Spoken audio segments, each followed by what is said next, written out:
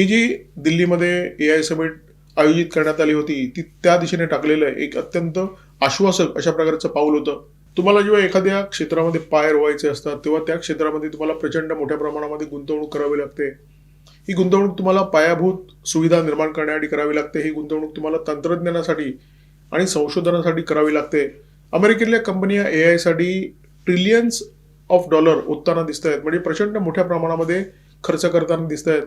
अमेरिकेमध्ये खूप मोठ्या कंपन्या आहेत. ॲपल आहे, गुगल आहे, मेटा आहे, मायक्रोसॉफ्ट आहे, Amazon आहे. या ज्या कंपन्या आहेत, एनव्हिडिया आहे, या क्षेत्रातली सगळ्यात मोठी कंपनी.